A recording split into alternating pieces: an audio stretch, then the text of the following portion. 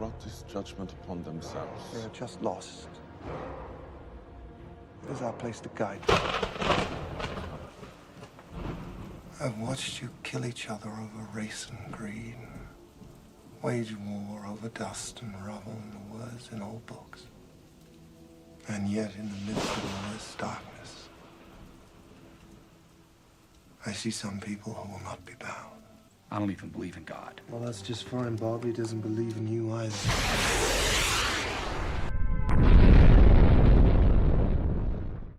The process of assigning a code to something for classification or identification.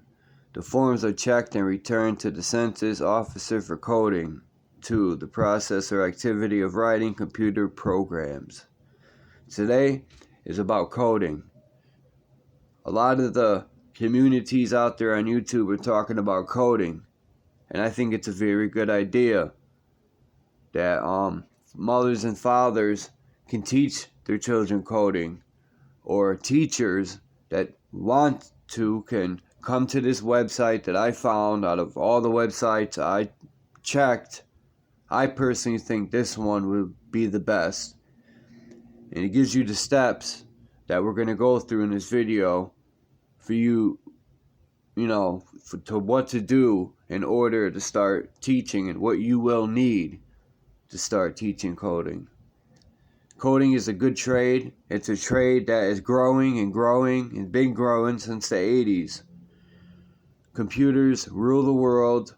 Everything now is computer. So let's move on and get into the video. Peace. What's good, everyone? Peace. Hope everyone's having a great day. I hope everyone's shining. And I figured, hey, I'm gonna make a video for a beginner's guide of teaching children coding. Instead of talking about it, let's do it. So this article is by David Dodge. I must give credit where credit is due. May 1st, 2019. And this is the website you can go to. You see on top. Because I have to give credit to Coding Kids. Coding and game design for kids. A beginner's guide to teaching kids coding. Children's coding. I don't like saying kids because that's a baby sheep. We are not, anyway. Children's coding is growing rapidly in popularity as more and more parents and educators see that it is important 21st century skill best taught early and often. Too often, quietly coding options are not available in many towns, cities, and even countries. Many people are educators to see the need and want to do something about it. As the director of a successful online kids coding school, one common question we receive from parents and educators is, how can I teach kids coding if I don't know how to code? Is this the guide?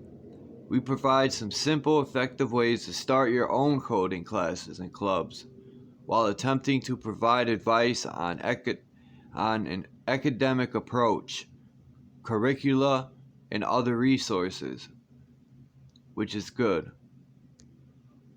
So wait a minute, let's start at the beginning. What exactly is coding? For the uninitiated, coding is a term for computer programming. And when I was a child, they had computer classes were starting. And I remember, and I took the computer class, believe it or not, because I wanted to learn computers, because someone had said to me, an older person, computers are going to be the future, and they were correct. So, computer programming, yes, is very good for children to learn, especially coding is. Coding is a creative process executed by computer programmers to tell a computer how to perform a task. Coding involves writing computer programs using programming languages that can range from visual drag and drop languages to text-based languages like Java or Python. Kids coding is usually taught using content that is both educational and entertaining. How can I teach a coding course when I don't know how to code? Well, go into specifics later, or we'll go into specifics later, but for now, 3 words will suffice. Go for it. The key is to embrace the challenge. Take it slowly and have fun learning a new skill that can really impact children's lives. The best way to prepare yourself for teaching coding is to take the course that you plan on teaching. It's not necessarily that you take the entire course first, but it would be a good idea to stay at least a few weeks ahead of the students. So basically, you could take a course or start researching. It would be a good idea to either go with a comprehensive curricula with excellent lesson plans, troubleshooting guides, and forums.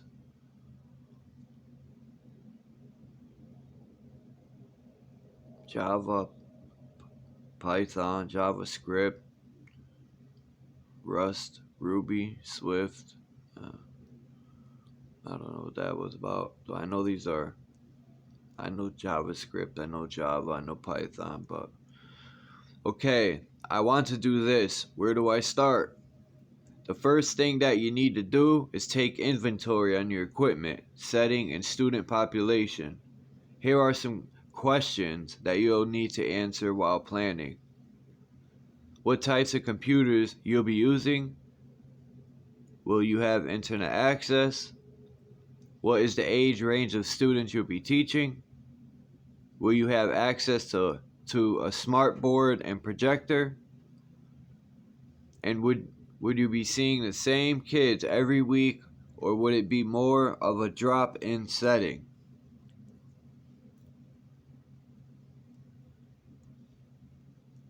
One, what computers will you have access to? If you have access to computers that are under 3 to 4 years old, you will have a lot of choices as far as curricula. If you have Google Chromebooks or older computers as your only option, you will likely need to use web-based curricula.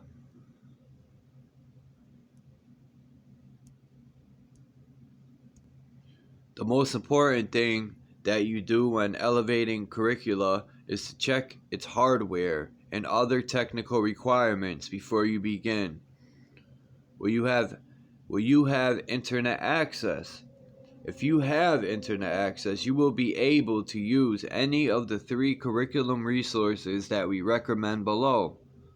If you have access to internet off-site, where the computers are stored, but will not have access to internet, you can use a desktop client version of Scratch. What is the age range of the students you will be seeing? If possible, we strongly recommend teaching children of similar ages, especially as a new teacher or proctor. You might be overwhelmed if you have a wide range of ages, and you won't be able to provide the kind of personalized attention that you'll need to in each session. Will I be seeing the same students each week, or will there be a lot of drop-ins? If you will be seeing the same students every week, you will have the option of moving through curricula with the class. If you have a drop-in environment with lots of absenteeism, you will need to oversee students, each taking their own self-paced track. With young students, many parents prefer visual block platforms to start. Some, however, prefer to get their children Typing, I'm sorry, let me say this over. Some, however, prefer to get their children typing early. Curriculum recommendations.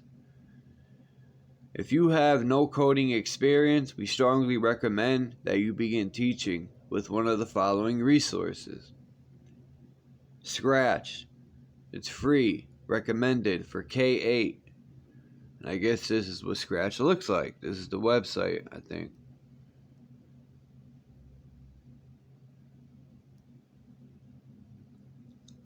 MIT, what just happened here?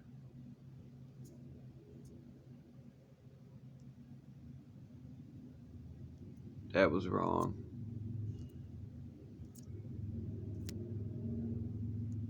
But we'll get back to where we were.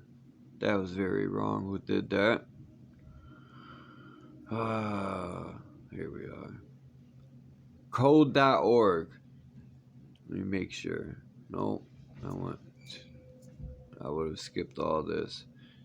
MIT Media Lab Scratch has designed a fun visual block platform that teaches coding concepts while allowing students to build fun games with a lot of creative freedom.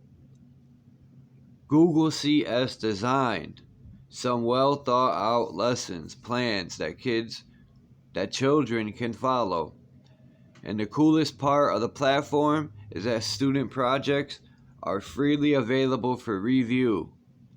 This allows children to study the Scratch visual block code that was used to make exciting 2D games like Asteroids, Donkey Kong, and more. And I used to love Donkey Kong and Asteroids. Scratch allows students to add their own art, their own animation, music, sound effects, and voiceover. So children, you get to build your own games. Maybe build, and many other things once you learn the skills of coding. Code.org. It's free, recommended for K-12. This is it right here. Code.org has been featured by Hour of Code and is used by many public schools to teach introductory computer science. Code Studio has early modules featuring visual block interfaces and more. Wait a minute, did they say interfaces twice? Yeah.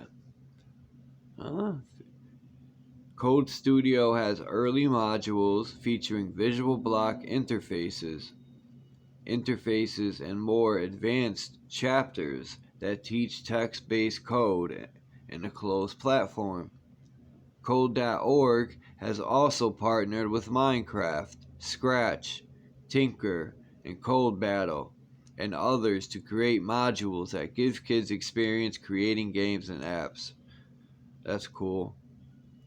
The strength of Code.org, aside from the fact that it's free, is that they have partnered with the Minecraft and Star Wars brands, and they have a sequential approach to teaching computer programming. Code.org also has an excellent portal design for teachers who would like to teach coding. So there you go. If you want to teach coding, Code.org will help you on that one. I would check it out if you definitely want to start teaching coding, or if you're interested in coding, you didn't want to teach your children. This is probably the place to go. I'm going to check it out myself, because I'm even into coding. If you currently teach at a school or other academic institution, Code.org holds free professional development workshops several times a year that are designed to give you the skills to run coding clubs and classes using their curricula. Codekid free trial. How about Code a Child? Recommended for 3rd to 9th grade.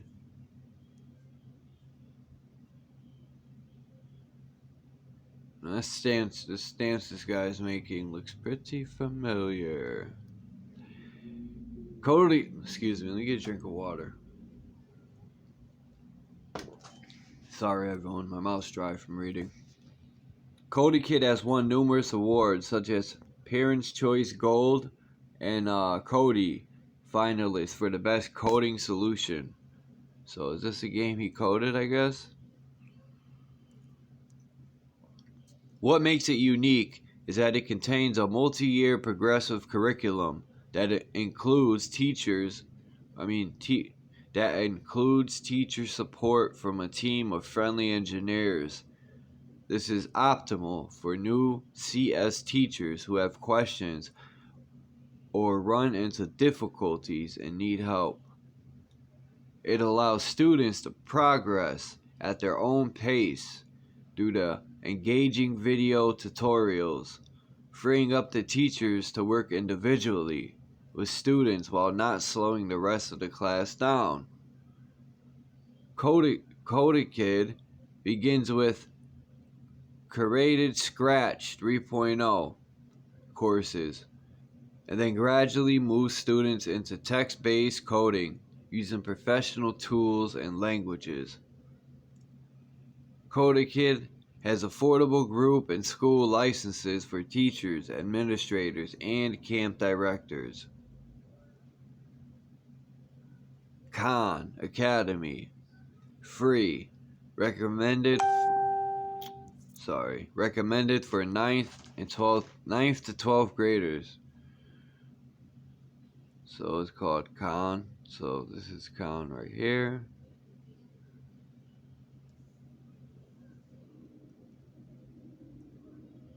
Sal Khan has created a series of videos that are designed to provide free education to the world.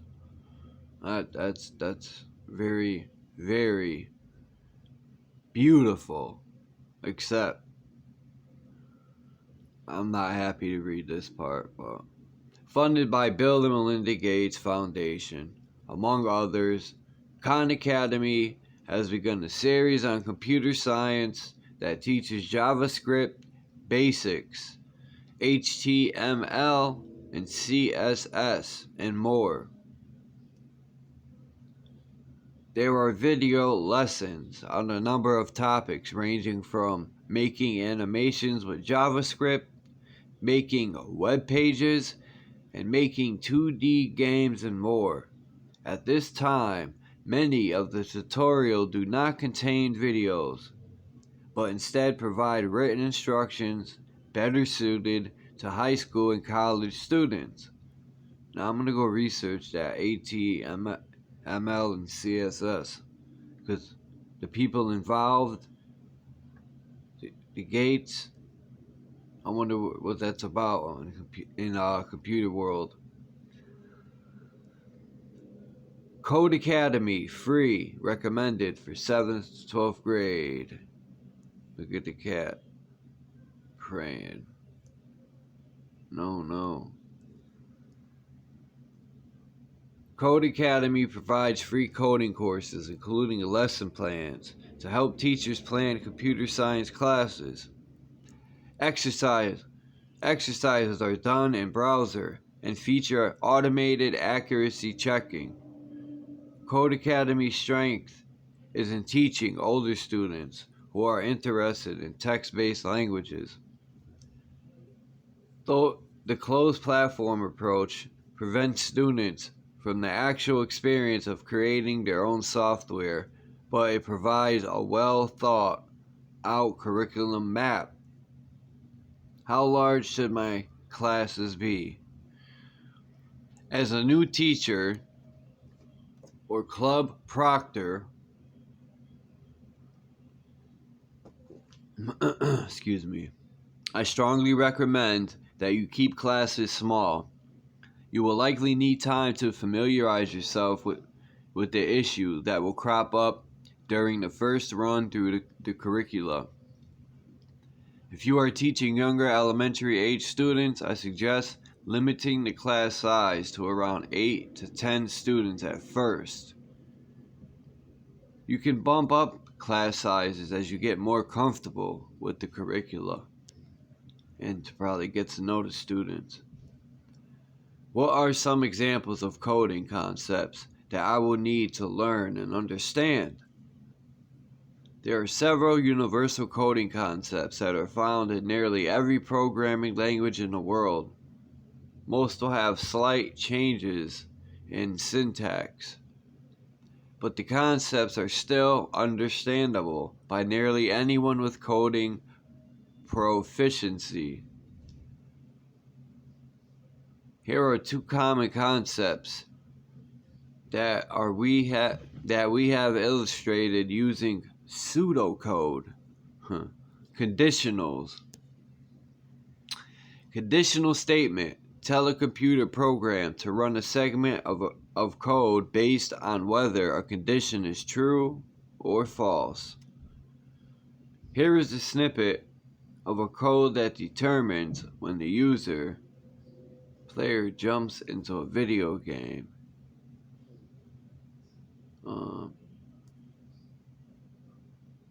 Okay. It's not doing nothing. In the above example, if the player presses the spacebar on the keyboard, the player will jump. Okay, that's cool. Another common coding concept is called a loop. In this example, a while loop continuously executes a command while the condition is true and discontinues the command when the condition is no longer true. Is this while loop, crops will grow in a video game as long as the daytime condition is true. Visual block versus text-based coding. Visual block platforms. Drag and drop visual block programming courses such as Scratch and coding.org can be viewed as the tricycles of coding. They are designed to be fun and easy, but are also designed to be tools that you outgrow. We think that these platforms can be very helpful for younger students. In fact, Code a Kid has introduced a Scratch 3.0 coding basic tracking, which you might want to investigate as a great solution for the first time teaching. Text-based coding. I feel like I'm going backwards. Programs such as Code.org, Khan Academy, and Code Academy have text-based options that are better for older students. Sorry, my mouth's so dry. Middle and high school students may find visual drag and drop coding to kid-oriented and will gravitate towards programs that teach coding syntax. See, that's going to be one of these children from this generation. I have a feeling coding is going to flourish for these children, and they're going to really make a change for the better. We keep instilling truth, and these children are going to make a huge change for the good. Tip number 1, make it fun. Kids coding needs to be entertaining.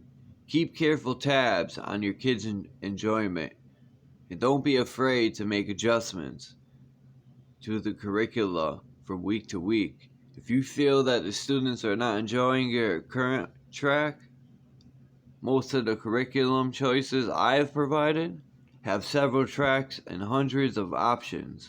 Nice. That's what your kids are most excited about, and head in that direction. Tip 2. Find a mentor. Many developers enjoy volunteering, and you might be surprised how many might be willing to mentor you or even stop by your classroom to help out. Interaction with an experienced engineer can be helpful, and if not possible, in person can be performed over Skype or other free video conferencing screen share solutions. We hope that you found this article useful. Yes, I did, and I think many other people will. So thank you, and please each out to us at it's supposed to be reach. They messed up, and please reach out to us anytime if you have questions or comments. If your students ever do want the experience of learning to code using real languages and professional tools, CodeKid offers a wide variety of award-winning coding courses that include messaging and screen share support from experienced teachers. Have other advice for novice teachers of children computer science? Please leave comments below. So this was very interesting, you know. I figured I hear a lot about coding, but I haven't seen really, you know, too much posting. So I figured, hey, I'm gonna jumpstart it with this website. I've been going through a couple websites, and most of them are, you know, are about like something you would with a grown man or woman in. You would start with that, but I wanted to find something that is for children, so you know they can. You know, I know children love video games and computers and stuff, so this, oh man, to be able to design your own game, man, kids would love it. Imagine designing your own video game, and it makes millions of dollars where your mother and your father never have to work again, and then you could do other positive things, you know, and with the money, you know, or, you know, a lot of people in their craft, it's not about money, it's about mastering their craft. Like when they do something just because they love it and they want to make people happy, you know. Like the work I do, I just want to say I don't do coding, but I do like sheetrock, painting, basic electrical, plumbing, you know, stuff like that. And I always like to hear thank you, and I did a very good job. That means more to me than any dollar bill in the world. And to sit back and look at the work I did and say, man, you know, I am mastering my craft. But peace out, everyone. I hope everyone's safe and doing good. And I really hope people look into this, especially, you know, parents. Look into this, and, you know, maybe your child will be building computers and making video games. Salute. Much love and respect, too. And a big shout out to all my subscribers and to all the people who watch, even if you're not subscribed, and to people who share my videos. Thank you very much. I really appreciate it. You know, this stuff takes time. You know, I just don't throw anything together and put it up. You know, I read a whole bunch of articles and I'll pick one that I think is really good to share with the people. You know, if it's worth regurgitating, you know, to plant a seed so it can help somebody, then I'll do it. But I'll be doing other types of videos too. I'm trying to set up an interview because I'm on another angle with something, but I'll talk about that in the next video. I don't want to go too much longer. Peace out and thank you so much, everybody.